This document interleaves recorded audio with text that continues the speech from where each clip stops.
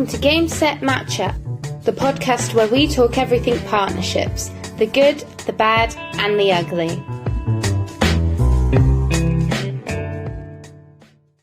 Hello, everyone. So, really exciting to have a podcast this week. I spoke to Alex Richards, who is a partnership and channel sales leader, and he's currently working as a member of Partnership Leaders. So, more essentially, this involves him utilizing and sort of sharing his knowledge on partnerships, channels, alliances, and business development through the use of coaching and mentorship. So we broke down what it means to really be able to build a good partnership with a business and how to best start out on that journey. So there is a much higher chance, both parties will get what they need out of it. Also touched on how to best sort of coach, nurture and develop your teams, through regular one-to-ones, being in a space where, you can trust them to do the work that needs to be done without micromanaging, and also provide some top tips on how to best start in the partnership space, and listen on at the end to find out who would be his go-to partner if he could pick anyone. So small hint, if you're a racing fan, then you'll be interested to hear who he picked. But as always, sit back, relax, and enjoy this week's episode. Okay, hello everyone, and welcome to Game Set Matchup. So this is the podcast where we discuss all things partnerships.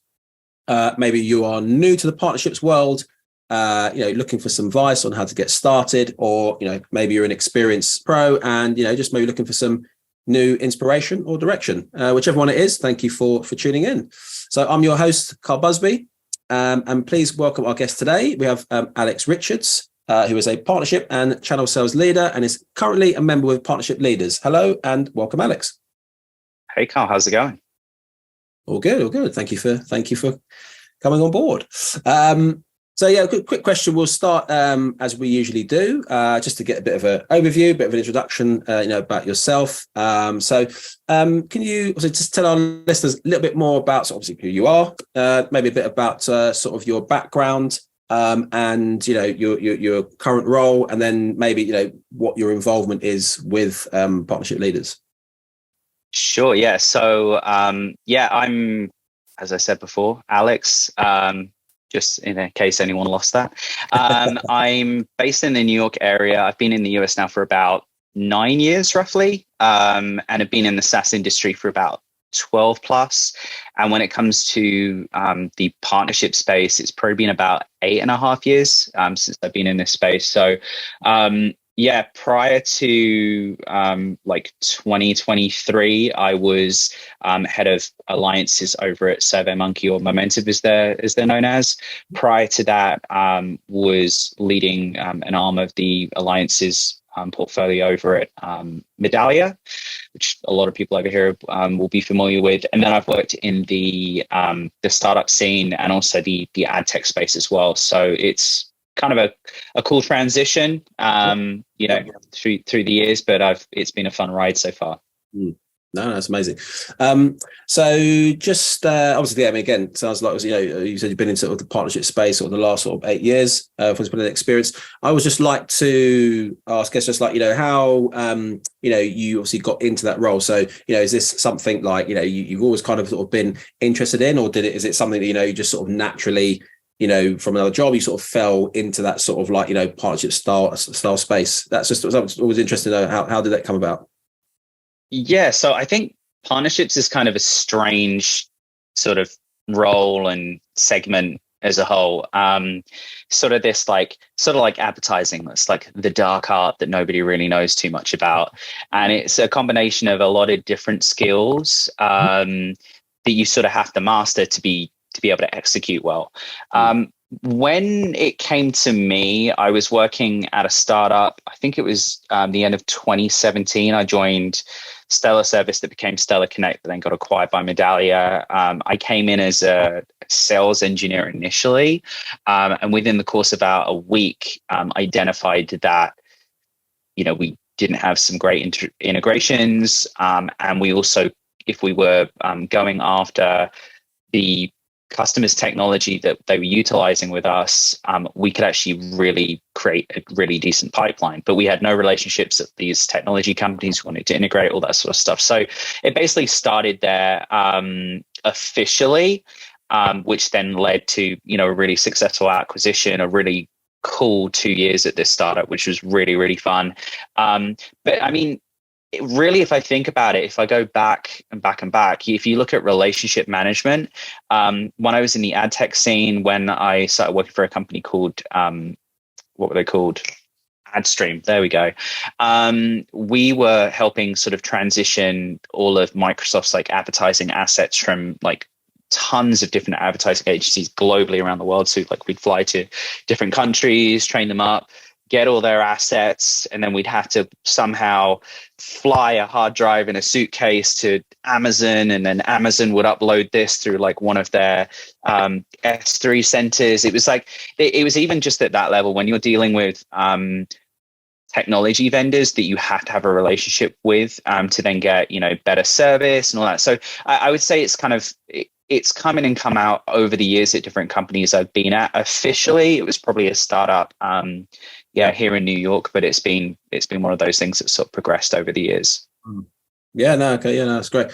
I mean, obviously you mentioned also about startups, and obviously, Finder, that's obviously kind of what we are at the moment. So I was a startup ourselves, and I mean, it's like I said, I've learned obviously a ton about partnerships, obviously since I've obviously been in the role, and just speaking to obviously lots of different people. Like I said, partnerships is still quite a new thing, especially over obviously in America and stuff, and companies sort of really working out how they can utilize these partnerships that sort of be most effective. So but yeah, okay, that's great. Well, just move on to our first sort of question. So obviously still sticking with partnerships, obviously. How would you say you've seen your sort of approach when it comes to creating partnerships in recent time, like what you're doing in your current role? And also, like for you, what would you say would be like a gold star sort of partnership for yourself in terms of who you would want to work with? So I really think it comes down to, I'll answer it in a couple of different ways, just because I think the latter piece is sort of like an aspirational type goal. I've been lucky enough to work with a number of different companies, but there's always, a few outliers, which is always fun. So partnerships is an interesting space right now. I think what with, I think in the economy, we're sort of like the first area that gets cut, because we usually, hire salaried people because of how good our ROI is and how effective we are. And it's all about relationships. However, because it's misunderstood at times, I think that adds to what's happening at the moment, where people like, we're going to let people go. Yeah. I think really when it comes to partnerships, if you want to be effective and you want to be successful, it really comes down to identifying what does partnership mean for the business that you're working at. A lot of people will always go on about sort of like ecosystems and fluffy relationships and all this sort of stuff. LinkedIn right now is just swamped with everything about ecosystems, which is great. Yeah. But at the end of the day, regardless of what your role is at a company, there's a few things that you should always be executing on, and that is creating revenue for a company, creating growth, creating credibility in the space, and interconnectivity. So meeting your customers where they want to be met, and that's usually through integrations and technology relationships. Yeah. A lot of people will argue, well, it's not all about revenue, which is fine, but as much as you don't want it to be about revenue, even if you're doing like affiliate relationships or you're in an ISV and, it's not just necessarily about that. Yeah, it does come down to that number. So you've got to prove how you're being successful, regardless if you're directly impacted by attribution. So I think the thing that I've always tried to make sure is that identifying the gap that you're trying to solve for. So what are we trying to solve for at this company? Making sure that you're tracking from day one. If you're identifying the companies that you want to work with, making sure they're actually going to help you achieve the goals that you want to achieve, and making sure you track those, and qualifying partners. It's one of the biggest things. So making sure that you're using, a Crossbeam, a Reveal, like anything that basically show you where there are some overlaps, and then harnessing that to your best of ability. So you can use that for like qualification. You could then also use that for pipeline generation. So if there's like aspirational customers on there, go ham on that and actually use it to the best of your ability. come across so many companies that say that they do partnerships, and then all they really care about is getting a logo on their website, connecting with you on one of these platforms, and then nothing ever happens. And it's a high performing team, a successful partnership organization impacts different avenues of a business, whether that's marketing, sales, or the customer success team to help sure that you're reducing churn. So I think from a successful sort of partnership perspective, those are the things that most people should be looking for. And then from like an aspirational like partnership, I've been lucky enough to work with some big heavy hitters, which has been fun. But there's also some companies that just really know how to talk to you as a human being. And I think those are the types of companies that I've really valued working with so far. So, Salesforce has been one of those companies that have been really good. There's also like CDW and SHI, who are some really great sort of resellers. And then you also have some great sort of like customer support platforms. So like the team at Zendesk is awesome. But right now, I don't know if there's one that sort of like is hitting me over the head with like who I'd want to work with. I think we'll see how like ChatGPT and Bard and all those things go. And then if somebody's got something that's just going to like revolutionize things and that fits with where I want to go with, then I'll be like, we'll do that. So let's get together. That was great. I said just a lot of names we mentioned. Obviously, we actually spoken to Crossbeam as well previously. Like I said, totally get where you're coming from that perspective. So just, again, you kind of obviously touched on it, but I think just, maybe go into a bit more detail, because obviously at the moment, as you said, you sort of working with partnership leaders. But in terms of like creating, new sort of partnerships, or how you go about creating those partnerships with, different companies. And as I said, maybe you said you maybe with some other ones. How are you going about that sort of at the moment? So I think it really comes down to the problem you're trying to solve. So I think the way that usually looks like for me and my team is identifying whether you're approaching a partner or they're approaching you. Does it meet a criteria? So as you would with like an SDR, you have like a band framework or, something like that. Typically with, partnerships, you have a qualification standpoint there.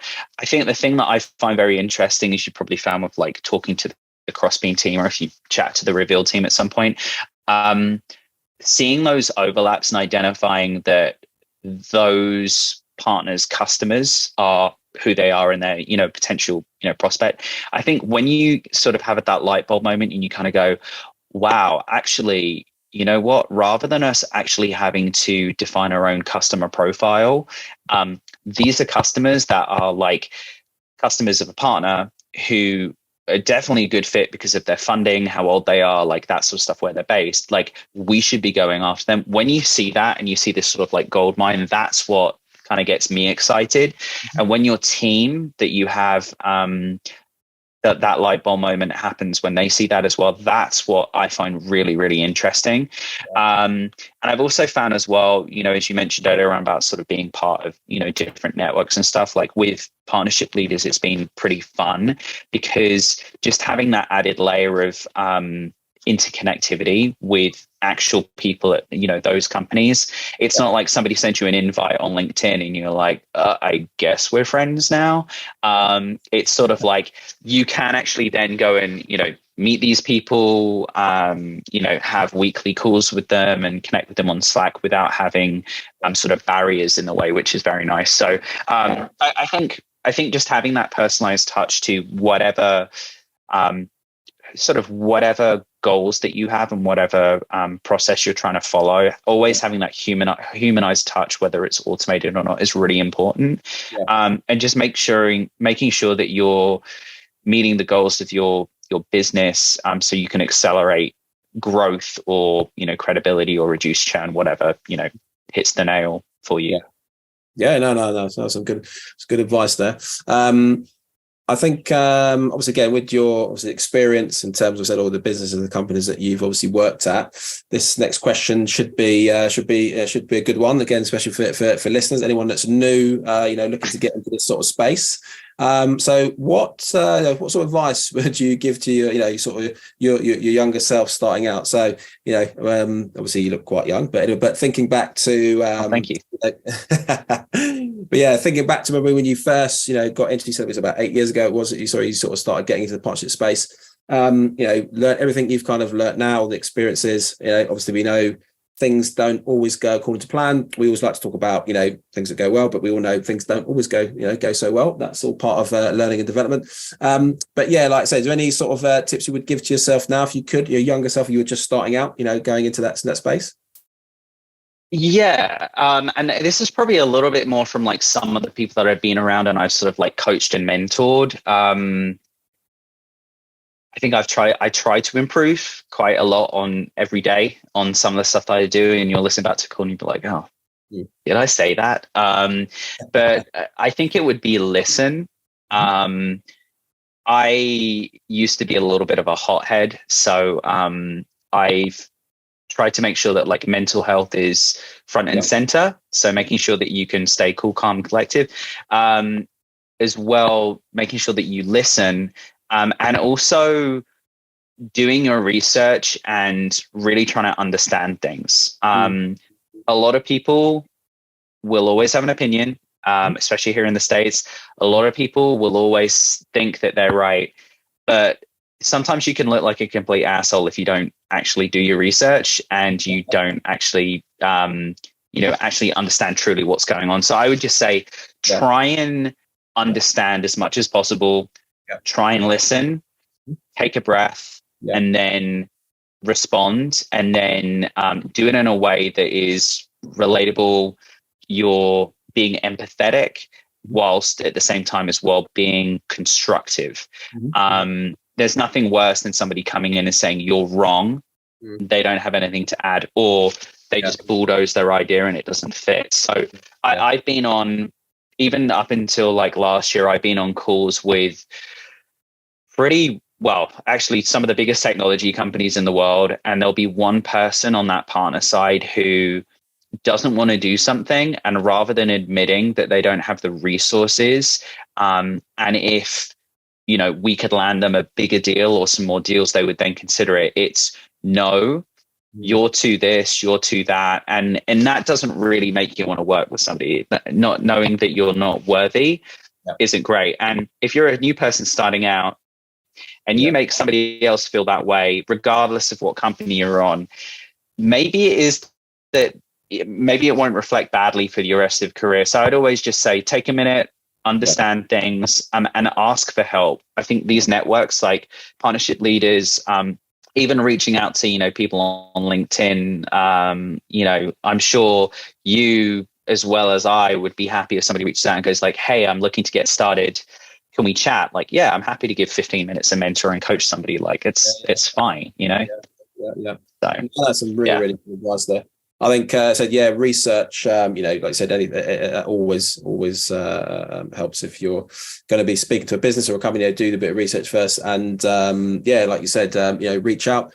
We've got so many tools now available to people. If you are new to try and get into that space, like you said, reach out to people on LinkedIn. Like I said, most people, like I said, I'd be very happy to have a quick 10-minute chat. Someone if they wanted to get a bit more experience and stuff. So I said, really good advice. Cool. Yeah, just moving to our next question. Again, probably similar types of theme, but in terms of your experience with coaching and mentorship and the kind of stuff that you do, what would you say in terms of like your top tips when it comes to creating, like I said, a high performing team and having that good sort of winning culture within a business? Obviously, we all know that no business will survive if they haven't got a good team in place, people with the right mindsets, and like I said, having that culture that people actually want to work there and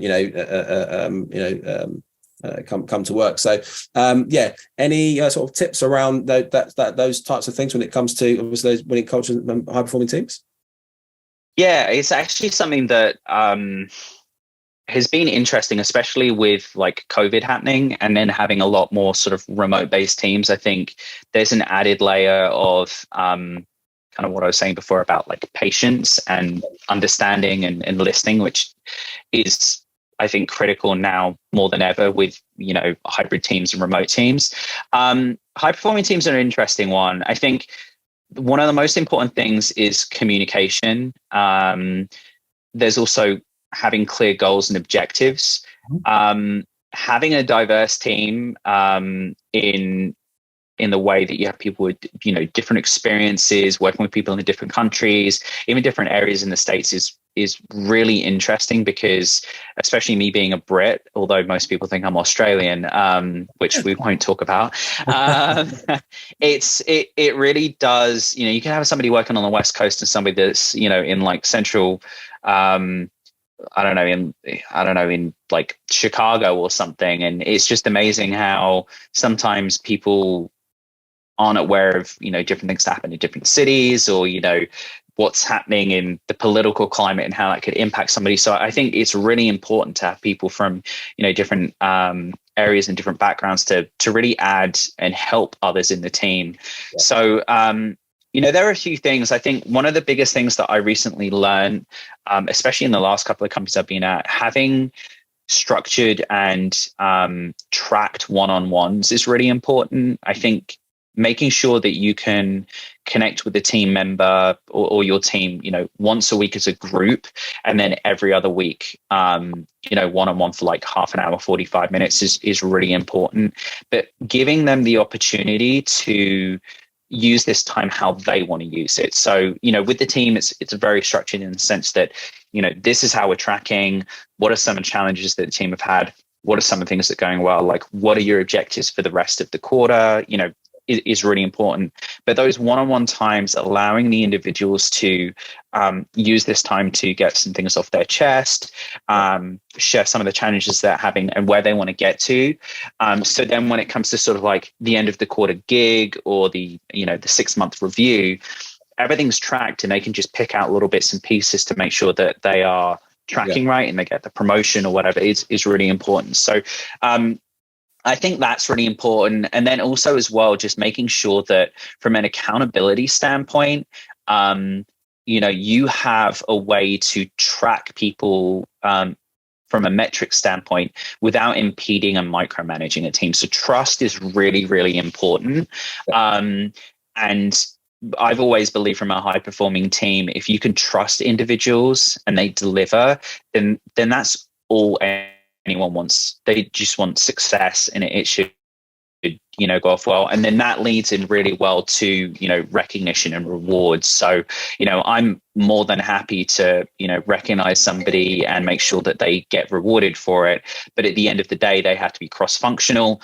They have to be trusted. They have to be invested in the vision of what the company or the team's doing, and essentially they own what they're doing right now. So there's always people that are going to have weaknesses, and I'm happy to coach on that, and I love that learning and development aspect. But if you're setting people basic tasks and they can't send you an email just like giving you an update on something, or just check in with like a quick Slack or a text message, that's when you start to run in with like little issues where rather than becoming an effective leader, you become more of a micromanager, which you necessarily don't want. So I kind of believe that the greatest leaders mobilize others, and they're sort of invested in sort of the shared vision. So that's sort of my 10 cents on that.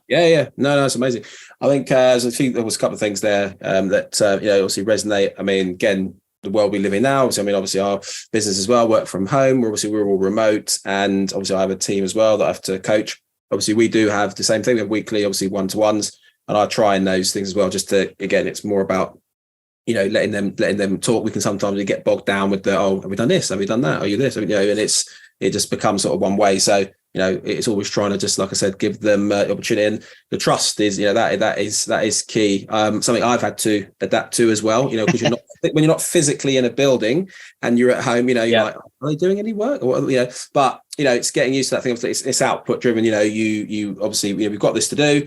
and then, like I said, the output's there, and you've got that trust, then you can just, you've got that confidence that the team, obviously, that are doing stuff. So rather than just, every 5 minutes, are you doing that? Have you done it?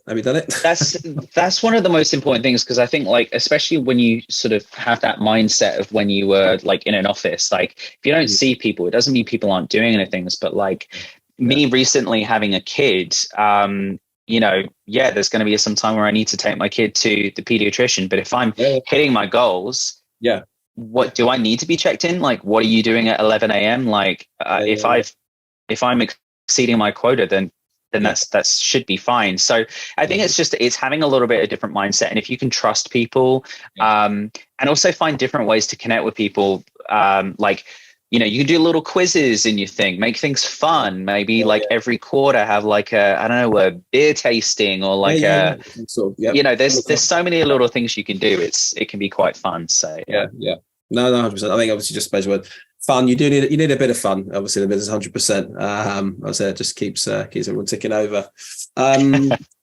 Cool. So just another thing, again, so with the context, so it's like, in terms of like, obviously we live in a very, very, very different world. We were just obviously talking before we kind of came on air about, the way things have changed massively, technologies and the stuff that we have, like I said, the cloud is now just such a normal thing. I still remember when I used to have my flash drive that I used to carry around with me everywhere I used to go. I was, but obviously you lost that. You was in a spot of bother. But anyway, but yeah, like, what do you sort of think, in terms of for sort of businesses, when it comes to, like I said, creating partnerships with each other?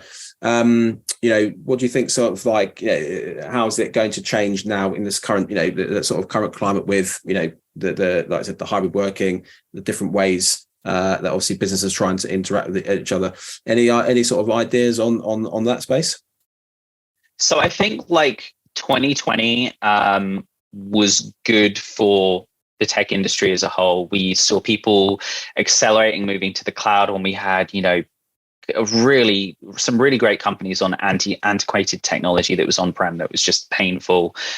We had people not being trusted to be able to like work from home one day a week, and there was this expectation that you just, do or die if you don't go into the office. It was like, I found it actually a little bit more challenging living in the UK. There was a lot less trust before sort of moving to the States. I think the interesting thing now, especially with the economy, all we ever hear is about layoffs and stuff, but this sort of like the climate right now around inflation, especially in the States, and the government and the Fed's talking about, we need to reduce like employment and we need to be cutting jobs and all this sort of stuff. I think the interesting space for partnerships is, what are you delivering?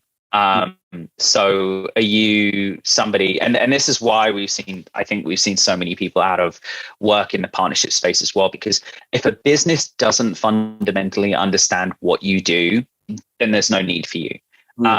So I think seeing more partnership leaders and experts really trying to communicate the impact that they have is really crucial. So if you can impact, a sales number, the growth or the pipe lead gen for a business, if you can expand the credibility to help a business scale, or they go into M&A and they acquire other businesses through those relationships, that's great.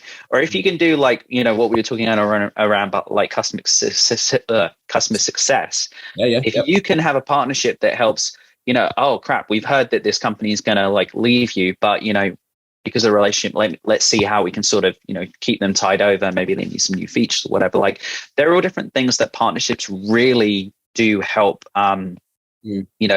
expand and build on. And I think we need to see more of a shift in this space right now, from just talking about like ecosystems and people talking about like, I don't know, oh, we've just partnered with this company and let's all clap that. Like, great, good for you guys, that's amazing. But we need more tools in the space right now where people can learn the actual impact that they need to have at a company. And then also providing them with a safe space where if they need to learn more of these things and they have questions, how can they do that? So I think right now we're going to see, especially 2023, also with the outlook that VCs are putting out there right now for 2024 around funding, the issues that we've had with Silicon Valley Bank and all of that, which I must say a few years ago, we were actually a proud customer. So I feel sorry for anyone that had issues there.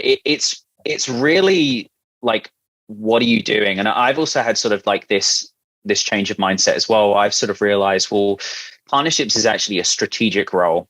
It's a sales role.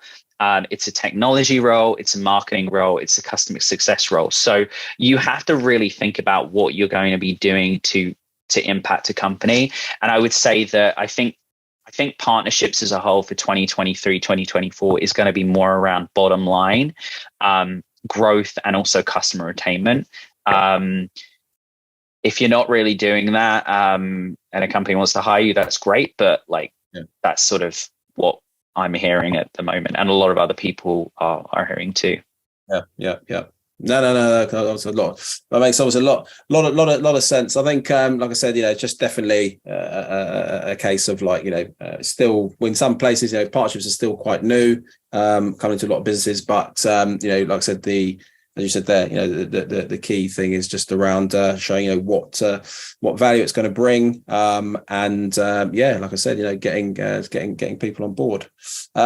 Having a leader behind you that believes in you and wants to back you, I think, is also very important. My word of wisdom for anyone that is job hunting right now: if a company is hiring a role and there's not executive or CEO buy-in saying that they are behind you on this, I would question if that role is still going to be there in a year's time.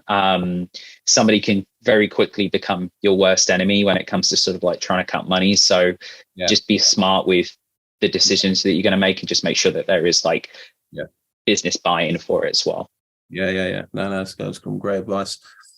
Just very, very quickly, I'm just going to look at the last question. Just again, a bit of fun. If like I said, if you've got lots of experience working with lots of different companies, there's different people, and like I said, is there anyone, if you could partner with anyone, work with anyone, any particular business person, I don't know, could literally can be anyone. Maybe some exciting, new people, technology, or a particular business that you've seen and you think to yourself, that looks, I wouldn't mind being involved with that. Anyone particular one you mentioned? So, I mean, I'm not like the biggest football fan, or for those of you in the US, fellow Americans, soccer. When I was at Medallia, I got approached by Manchester United for us to partner with them and sponsor them, but obviously the numbers are ridiculous. On my childhood football team, even though I lived in Cornwall, was Plymouth Argyle and Manchester United, so that would have been fun. And then last year, when I was at SurveyMonkey, I was approached by Aston Martin F1, who are having a ridiculous season this year, for us to partner with them, and we backed out because of some stuff that was going on. But I think working with an F1 team would be pretty cool. When I was at Medallia, we were partnered with McLaren, but just I don't know, there's just little things like that kind of get you excited. And as much as technology has some great impacts and stuff like that, I think there are other things out there, and like sports and athleticism is really interesting. So that would be kind of fun if that was one of those things. Amazing. It's amazing. Well, we'll do what we can. We can put in a little a little word for you when this obviously podcast goes out. Listen, Alex, it's been absolutely great. Great talking to you. Really appreciate you coming on, giving your experience, your advice, and everything that you've everything you sort of been through. So just want to say really appreciate it. Like I said, I think listeners would get a lot out of what we've what you sort of come with today. Like I said, again, just thank you very much for coming on the Finder podcast. No, appreciate it, and great to know that we both have lived in Morden at one point as well. Oh yeah, you'll just get that in. Yeah, yes, we have indeed. I'm still here. You're on the other side of the world, but we're still connected in some way. We're still Mordenites through and through. It was meant to be. It was meant to be. All right, thanks very much. I appreciate it. Thanks for joining this week's Game Set Matchup. Tune in to hear more about the need to knows and the do's and don'ts when it comes to creating successful business partnerships.